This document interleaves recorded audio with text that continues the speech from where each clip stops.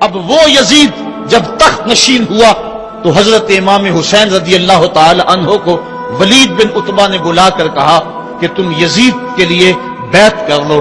تو حضرت امام حمام حضرت امام حسین نے دو ٹوک کہا کہ یہ کیسے ہو سکتا ہے کہ میں اس جیسے ظالم شخص کے ہاتھ پہ بیعت کروں.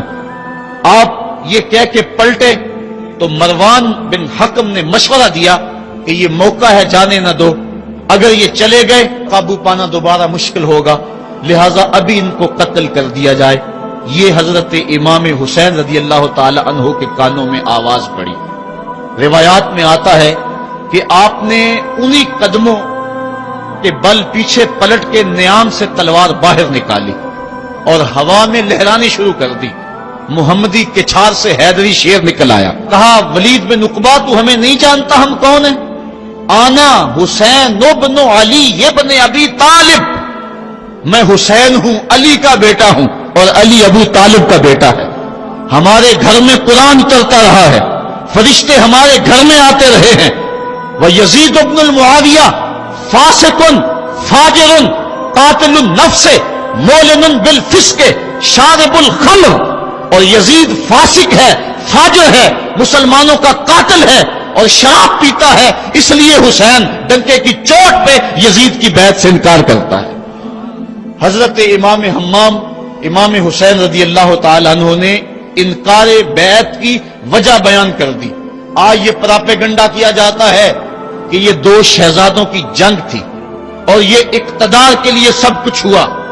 اگر یہ بات ہوتی تو ترمح بن عدی کہہ رہا ہے، حاتم طائی کا پوتا، جب آپ میدان کربلا کی طرف بڑھ رہے ہیں، حضور آپ میرے پہاڑوں میں آ جائیں اور 5000 کا لشکر آپ کی پشت پہ رکھ دوں گا اور آپ جدھر بڑھیں گے وہ جان نثاری کرتے ہوئے آپ کے پیچھے ہوں گے اور یزید کی حکومت کے ٹکڑے کر کے رکھ دیں.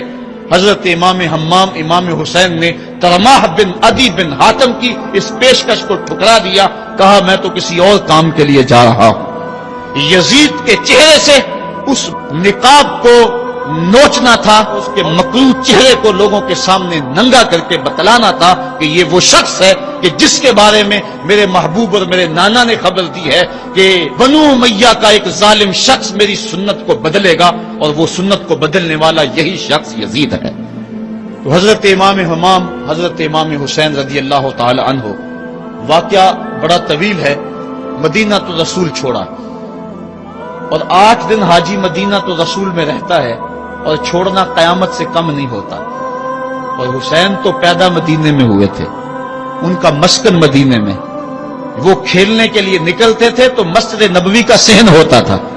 حضرت امام حسین کے گھر کا دروازہ مسجد نبوی کے اندر کھلتا تھا.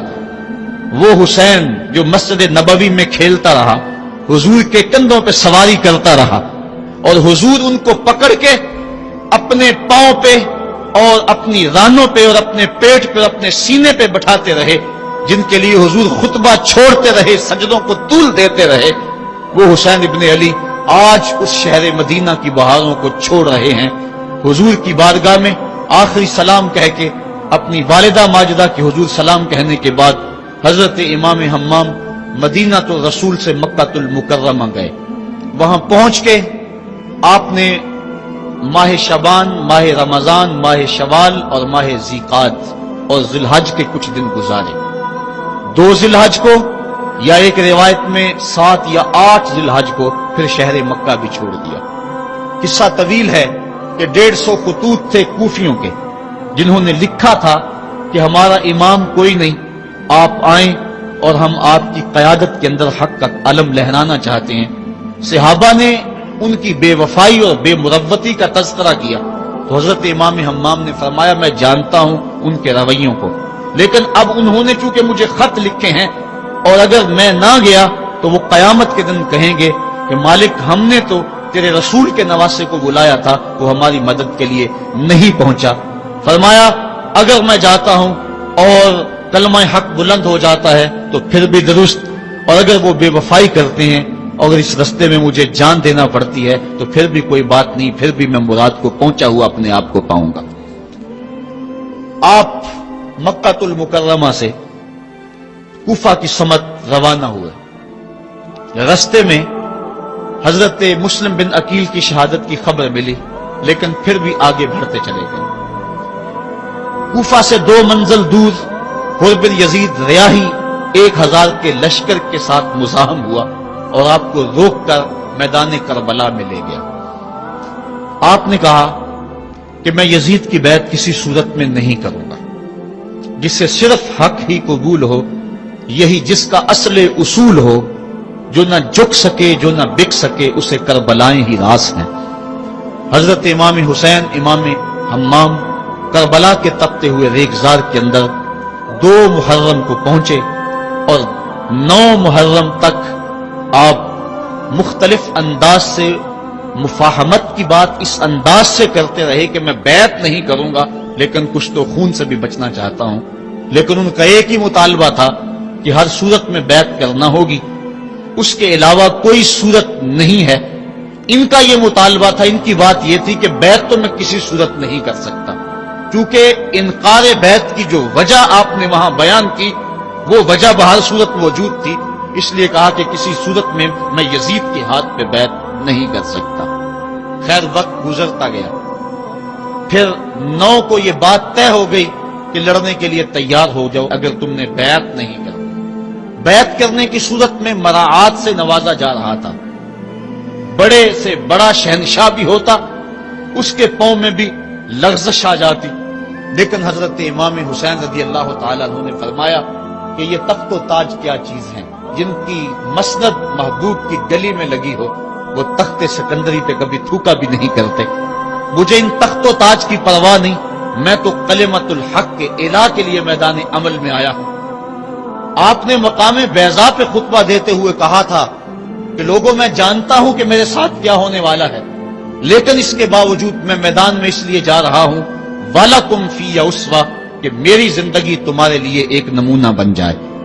آپ نے اپنی زندگی کو قیامت تک آنے والی نسلوں کے لیے ایک نمونہ قرار دیا، اور میں نے پچھلے اجتماع کے موقع پہ کہا تھا، جو احباب پچھلے اجتماع پہ موجود تھے انہیں وہ جملے یاد ہوں گے کہ قیامت تک جبر کے خلاف جتنی بھی تحریکیں اٹھیں گی سب کا قائد حسین ابن علی ہوگا۔ انسان کی عقل اور منطق اس کو یہ دلیلیں دیتی ہے کہ تم جبر کے خلاف اگر میدان میں آئے تو کٹ جاؤ گے، ٹکڑے کر دیے جائیں گے۔ جبر سے مفاہمت کر لو، لیکن عشق سکھاتا ہے مفاہمت نہ سکھا، جبر ناروا سے مجھے، میں سر بکف ہوں لڑا دے کسی بلا سے مجھے۔ تو عشق انسان کو لڑنے کا سلیقہ دیتا ہے، محبت باطل سے ٹکرانے کا درس دیتی ہے۔ کہا میں اس کے باوجود میدان عمل میں جا رہا ہوں اس لیے کہ میری زندگی تمہارے لیے نمونہ بن جائے، اور قیامت تک لوگ میری زندگی سے راہیں تلاش کرتے کرتے میری زندگی کو نمونہ بناتے بناتے جبر کے مقابلے میں کھڑے ہو جائیں اور سرخروئی اور کامیابی حاصل پائیں۔ تا قیامت قطع استبداد کر، موج خون او چمن ایجاد کر۔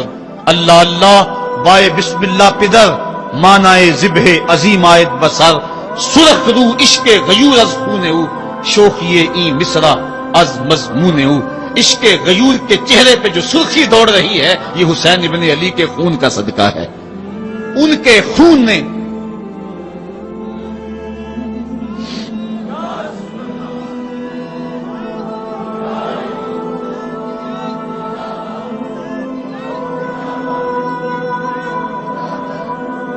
آپ نے 9 کی شب کو چراغ بجھا دیے، کہا یہ میری جان کے دشمن ہیں، تم اگر جانا چاہو تو جا سکتے ہو، میرے بعد تمہیں کوئی نہیں پوچھے گا۔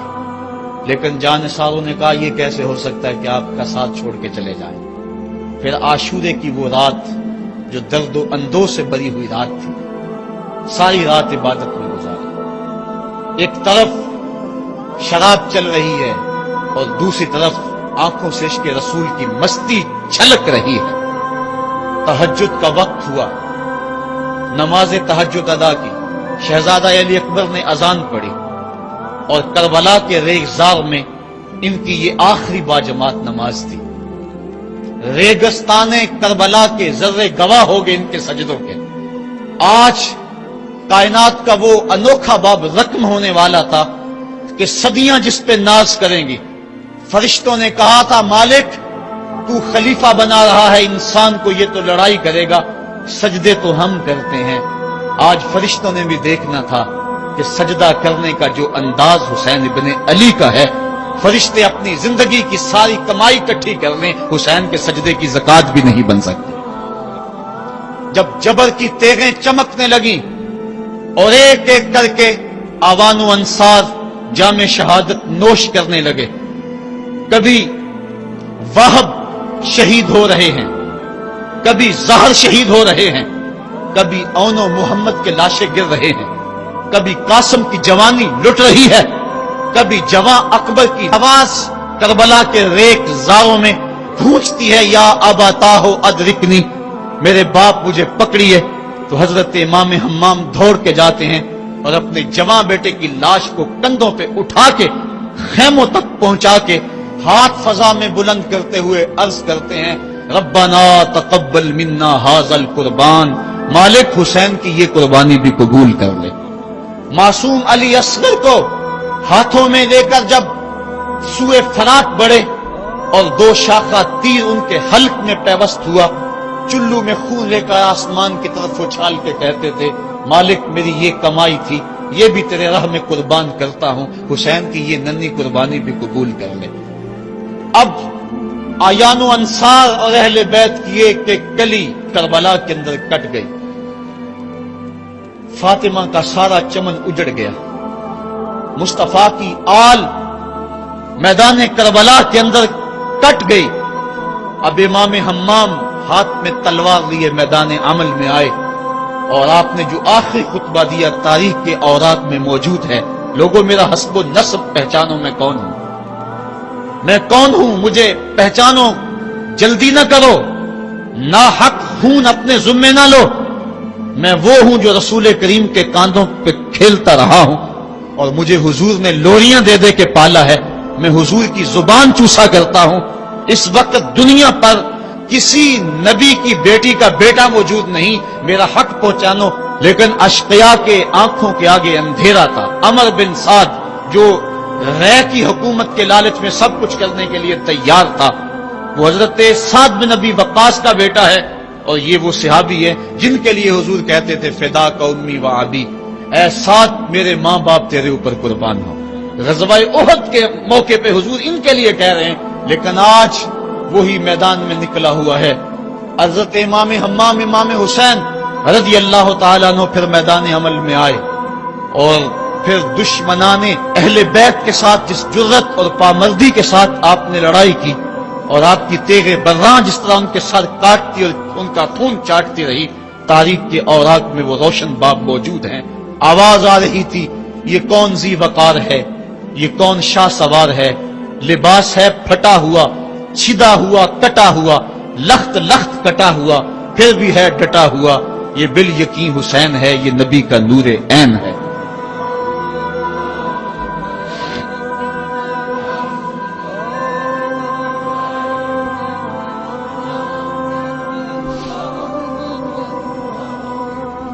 حضرت امام حسین حضرت امام حمام رضی اللہ تعالی عنہ میدان کربلا کے اندر جبر کی تیغوں کے مقابلے میں کھڑے ہیں۔ حق بلند ہوتا ہے، باطل کے پاس جتنے مرضی لاؤ لشکر ہوں، باطل بزدل ہوتا ہے، اس کے سینے کے اندر وہ حرارت نہیں ہوتی جو حق کے سینے کے اندر ہوتی ہے۔ ذرا غور تو کرو، 22,000 کا لشکر جرار ان کے مقابلے میں، جو محتاط روایات کے مطابق، ورنہ 82 کی روایت بھی کتب تواریخ میں موجود ہے، بھلا 72 افراد جو 3 دن سے بھوکے بھی اور پیاسے بھی، ان کے لیے 22,000 کا لشکر کیا معنی رکھتا ہے؟ لیکن باطل ہمیشہ بزدل ہوتا ہے، اگر حق میدان عمل میں کھڑا ہو جائے تو کائنات کی کوئی چیز اس کے سامنے نہیں ٹھہر سکتی۔ یہ سبق حضرت امام حمام کی قربانی نے ہمیں پیش کیا۔ 72 افراد جبر کے خلاف کھڑے ہیں، 71 افراد خاک و خون میں ان کے لاشیں مل گئے۔ اب حضرت امام حسین رضی اللہ تعالیٰ عنہ میدان کربلا میں، آپ نے آخری جو خطبہ ارشاد کیا جس کے الفاظ میں نے آپ کے سامنے رکھے، لیکن انہوں نے ایک ہی بات کہی کہ آپ بیعت کریں یا میدان میں آ جائیں۔ آپ نے کہا کہ میں تو کسی صورت بیعت کرنے کو تیار نہیں۔ پھر میدان عمل میں آئے، ان کو کاٹتے رہے، پھر گھوڑے کو ایڑ لگائی اور فرات کی لہروں میں آئے، پانی کا چلو بھرا اور لشکر اشقیاء کی طرف دیکھ کے کہا کہ تم نے میرے لیے پانی بند کیا، دیکھو آج حوض کوثر پہ بھی حسین کا قبضہ ہے، فرات کی لہروں پہ بھی حسین کا قبضہ ہے۔ لیکن آپ نے اس کے باوجود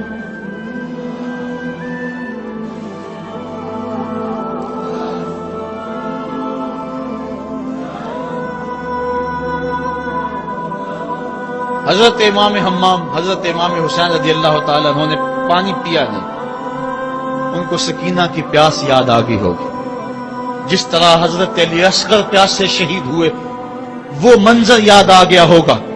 اور دوسری بات یہ تھی، یہ امتحان تھا، اس لیے حضرت امام حمام نے پانی نہیں پیا، لیکن ان کو بتلانا مقصود تھا کہ اگر میں چاہوں تو یہ پانی پہ قبضہ کر سکتا ہوں، اور پھر یہ ساقی حوض کوثر کے نواسے ہیں، اگر یہ اشارہ کرتے تو کوثر کی نہریں چھلک کے کربلا کے میدان میں آ جاتی، لیکن امتحان دینا مقصود ہے۔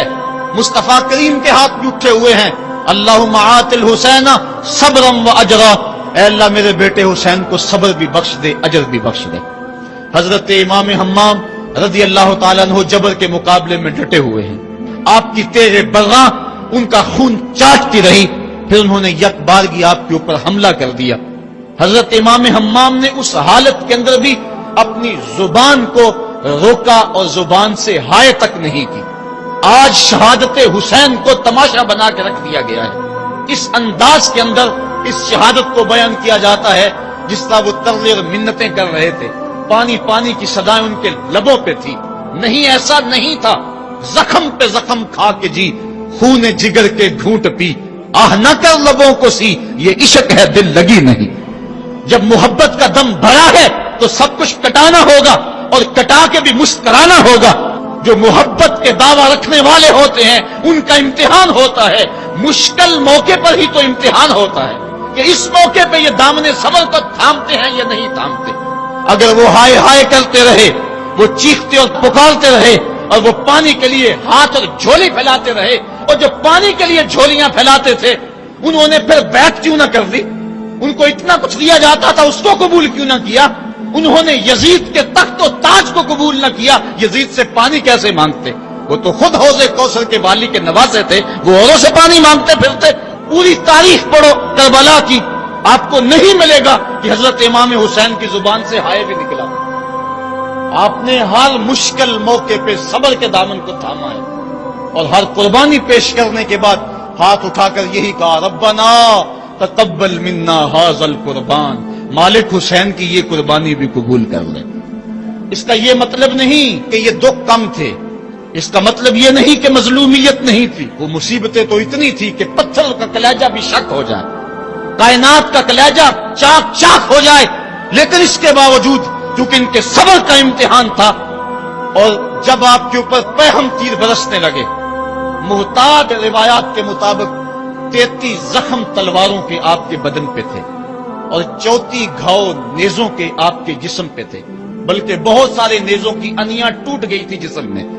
حضرت امام حسین رضی اللہ تعالیٰ عنہ کا جب پیراہن اتارا گیا اور اس کو جب دیکھا گیا تو 113 سوراخ اس میں تیروں کے تھے، اور گھوڑے کی زین سے جب فرش زمین پر گرے وہ تیر جسم میں اور پیوست ہو گئے۔